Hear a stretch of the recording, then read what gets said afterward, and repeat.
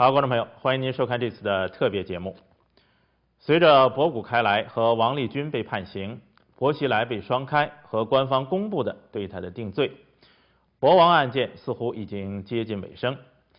但是案件背后所隐藏的另一个惊天黑幕，已经越来越多的被人们所议论和关注，那就是王立军、博古开来和薄熙来都有份参与的活摘法轮功学员器官的惊天罪恶。那么今天呢，我们请来了 Mr. David 麦塔斯，大卫·麦塔斯先生。麦塔斯先生呢是加拿大著名的人权律师和社会活动家，他毕业于牛津大学，在法律方面多有建树，是加拿大勋章和多项国家级和世界级奖项的获得者。2010年呢，他也获得了诺贝尔和平奖的提名。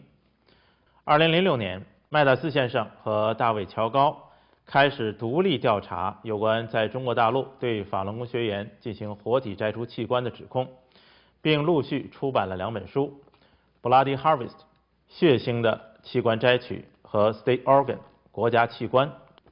可以这么说，大卫·麦塔斯先生是最接近和最了解这个真相的西方人。Welcome to our studio, Ms. David Matas. Thank you for inviting me. I know you have a busy schedule here in Toronto for the book launching events. So how the book launching events goes? We've had one so far in Hamilton, and we're having another one this afternoon in Toronto. The launch was a launch of 6 books that were published at the same time, and everybody brought their friends and relatives, and it was a huge crowd. So it was a very successful book launch. As a Canadian lawyer, why you wrote a book like this, and why so many Canadian people are interested in this kind of thing? I mean, organ harvesting in China. Why a lawyer? I would say that our legal skills involved here, evidentiary skills and standard skills. As a lawyer, I'm used to assessing evidence, weighing evidence, gathering evidence, looking at standard of proof, burden of proof, determining whether evidence is reliable or not. And these are all skills that are very useful in a case like this, where we're not dealing with one clear-cut, unequivocal piece of evidence, where we're dealing with different evidentiary strands. And the question is how they weave together and which of them can be relied on and which have to be discounted. In fact, it's partly because I'm a lawyer that this work got done, because a lot of this type of work, human rights abuse, is done by human rights organizations, which are lay people. I mean, they may have some lawyers as employees, but they're basically lay people, and what they're trying to do is get information that's immediately accessible to the public, and usually what they want is something clear, straightforward, and simple that can be put into a sentence. What they're looking for is activism, not an elaborate proof. And anything that takes a lot of effort to prove, or a lot of time to prove, or is complex to prove, it's too difficult for a lay organization engaged in activism to really get engaged in. So, to a certain extent, my being a lawyer and having these legal skills was, I would say, essential to coming to grips with the issue. Why Canadians? Well, I would say that the advantage, Canada has a couple of advantages. One is we're multicultural, and we have people from all over, so that we identify with people from all over. What happens in China is not as remote to us as it might be to people in some other countries, because there's so many people from China here in Canada. I mean, to a certain extent, we in Canada are there because they from China are here. And so we see the victims on our doorstep. I mean, not just Chinese in general, but Falun Gong practitioners. There's plenty of them in Canada who are very sensitive, aware, active, history, got evidence, and so on. That's one reason. Another, I would say, is that from Canada, we are relatively safe in dealing with this issue. If you do in China what I'm doing in Canada, you would end up in jail.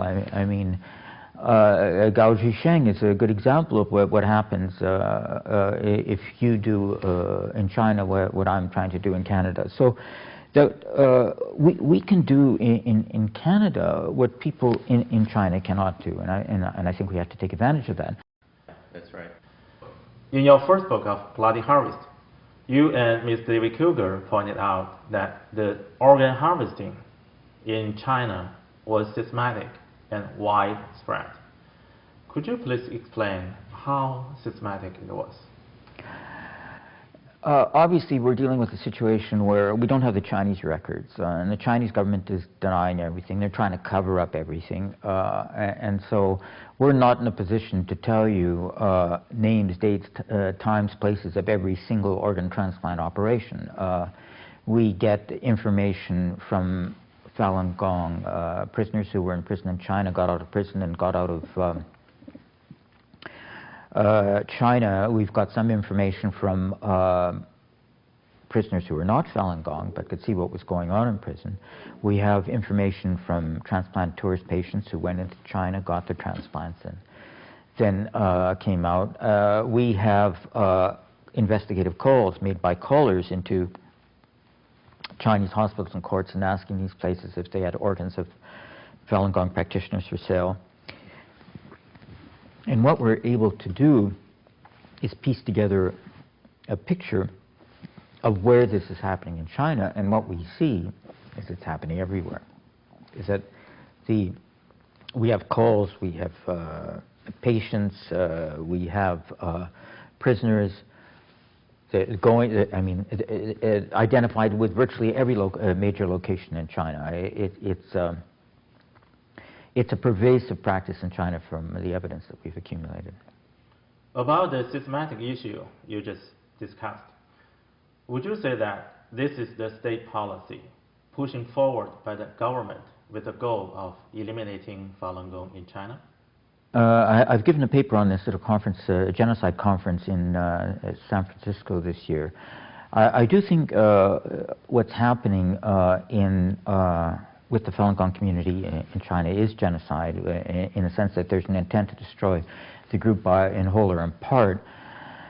Now, given the volume of transplants and the volume of Falun Gong practitioners, it's more, I would say, an intent to destroy the group in part rather than whole, because there's an estimated, at the time of the banning, the government estimated there's 70 to 100 million Falun Gong practitioners. The transplants are at the rate of 10,000 a year, and obviously that's not going to eliminate Falun Gong as a group. When you're dealing with 70 to 100 million people, it would take forever to do that. But it's a partial elimination. Now, in terms of policy, I would say if you look at the doctrines of responsibility at international law, command responsibility or superior responsibility, it doesn't just happen because somebody orders something. It also happens because somebody in charge knows what's going on and doesn't stop it.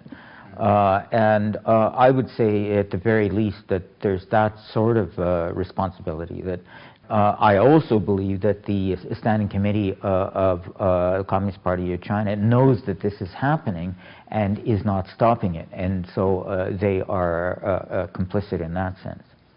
The people whose organs have been harvested died one after another, so no single victim was survived to testify.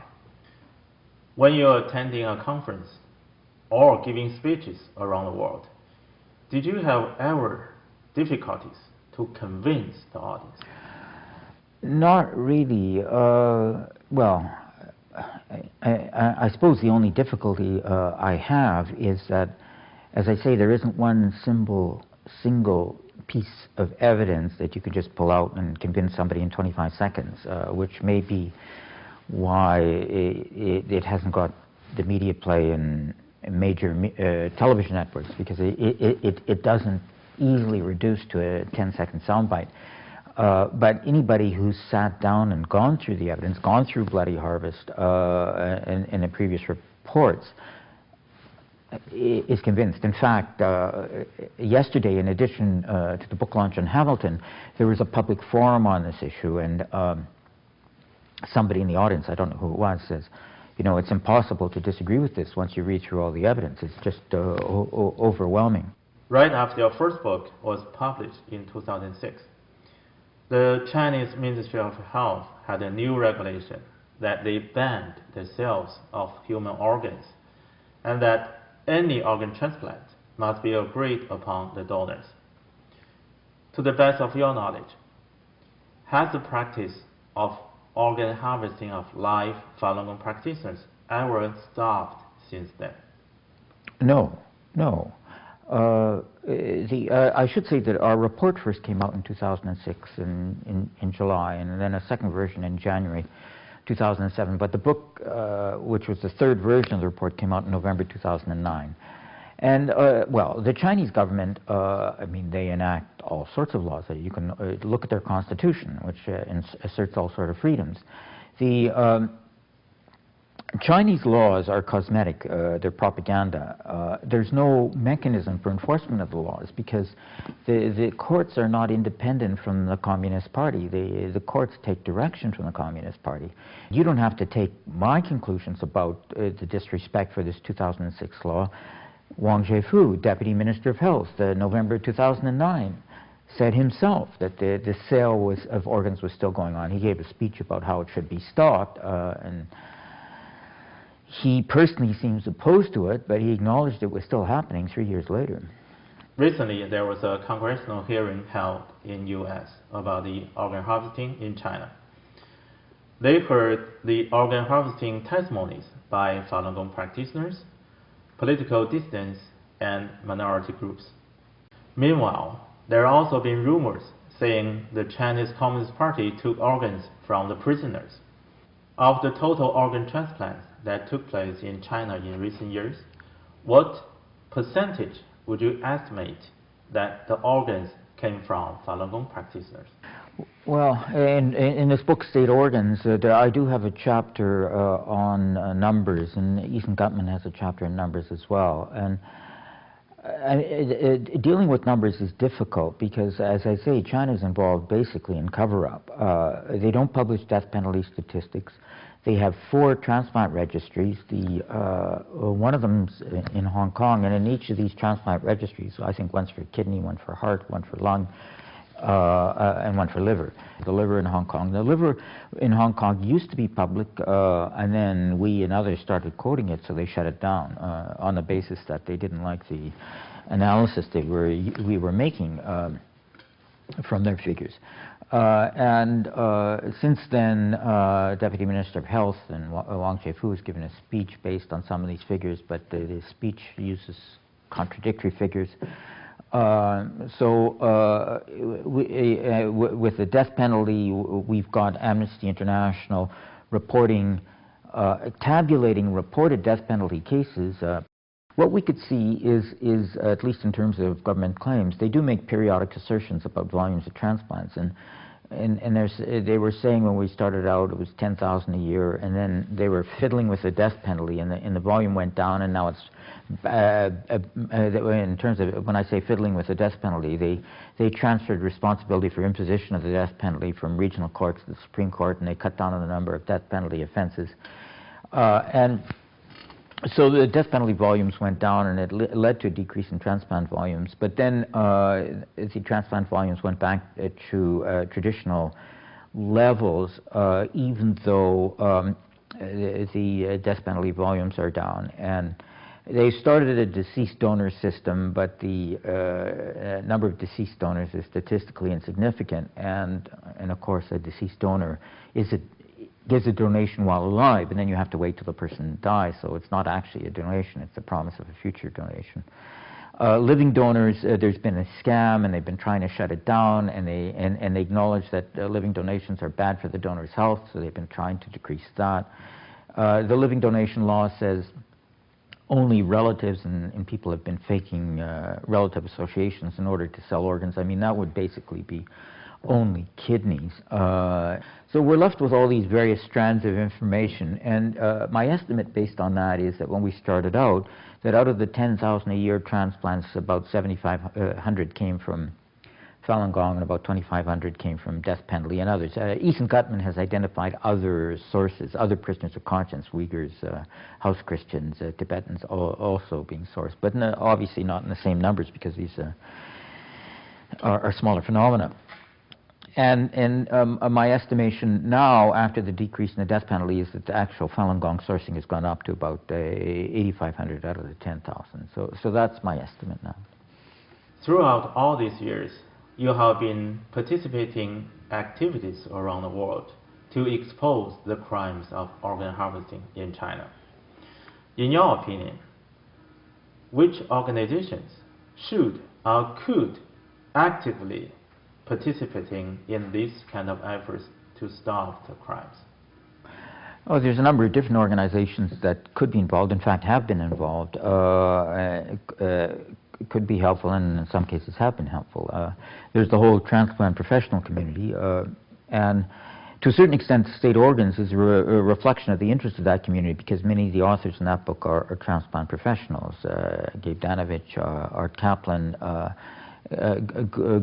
Ghazali Ahmed from Malaysia, and Torsten Trey. He's not a transplant professional, but he's a doctor. Maria Singh from Australia, also a doctor.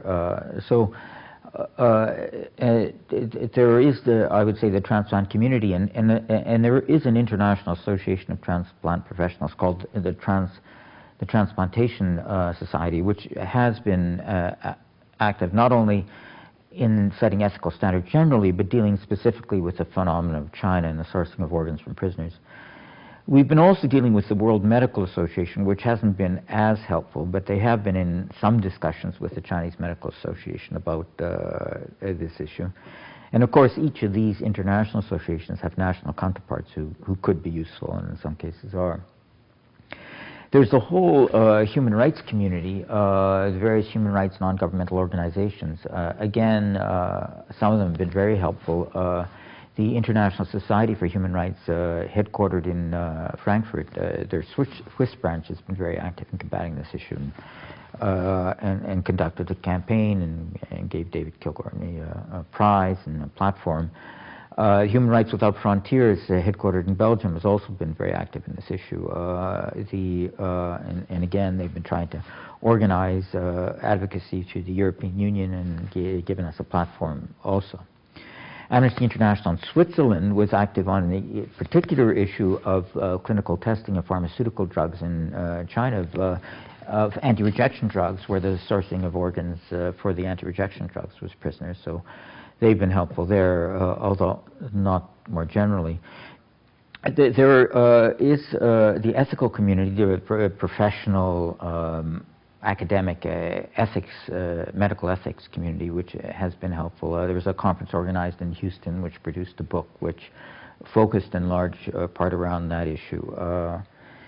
Of course, parliamentarians and civil servants who work through their civil servants work through their governments, and parliamentarians work through their parliaments. But again, we've seen some responsiveness in these various parliamentary and governmental entities. So I would say there's definitely activity and buy-in on the issue. Not enough, obviously. I mean, the abuse hasn't stopped. In fact, it's accelerated, but there's been changes. I mean, you mentioned the 2006 law, and there's been other changes since, so that there's been movement in the field, and my hope is eventually that movement will result in real positive reform. So last question. This crime has been widely exposed, and many people in the world, all government, know the truth of the live organ harvesting in China. So what will be the impact to the communist regime for today? Well, I mean, my view, I mean, the communist regime is not elected. It rules by force. It's an imposition on the people of China. It's a Western imposition. I mean, communism is a Western import, and to a certain extent, that's why the communists are so afraid of Falun Gong, because I mean, not only is it moral when the communist regime is immoral, it's also authentically Chinese. It's a blending and updating of ancient Chinese tradition, the exercise traditions and the spiritual traditions, and of course it is spiritual, and the communist regime is atheist, and so this the communist regime feels that the Falun Gong is antithetical to everything they stand for, and a real threat to them ideologically, to their ideological supremacy because of its roots in the real China, so to speak. And I mean, I would like to see a China that is democratic, that is free, that is diverse, where people could be free to be Christians and Falun Gong, and I mean, my specific role in all this is to try to end the killing of Falun Gong for their organs. I mean, I would say that the killing of Falun Gong for their organs discredits mightily the communist regime. But of course, I mean, Tiananmen Square discredited them very badly. And so my view is, and I think we should learn from Tiananmen Square, I mean, just establishing beyond doubt that the communist regime has done something horrible isn't enough by itself to remove the regime, because it's not, there's a lot of censorship that goes on. I mean, how was a regime able to survive Tiananmen Square when, as I say, it was broadcast publicly? Well, I mean, it was a combination of brute force and propaganda. I mean, this is Mao Zedong. Ideology. You stay in power through the pen and the sword.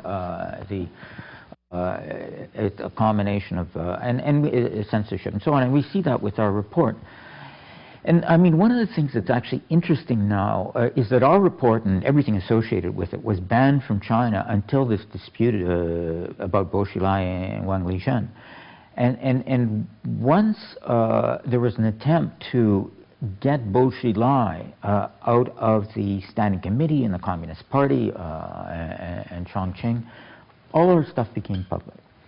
And it's still public. You can still see it in China. And that tells me that this is part of the internal power struggle. I mean, the reason it's there is it's an attempt to discredit Bo Xilai and his faction, Zhou Yongkang and Jiang Zemin, who have been instrumental, the leaders in the persecution of Falun Gong. And so, I mean, I don't know where this is all going to end, but it leads me to think that, you know, that it may lead to some alleviation in the plight of Falun Gong, because the abuse of Falun Gong is being used against the abusers, I mean the lead abusers. And so without a complete change in the regime, I think there's some reason to hope that there might be, at least in the short term, an alleviation in the plight of the Falun Gong in China. Thank you, David Mattis, for your great efforts and for this interview. Okay, thanks. Thanks again. 好，观众朋友，希望您更多的了解这方面的真相，并帮助制止这个地球上从未有过的邪恶。好，再见。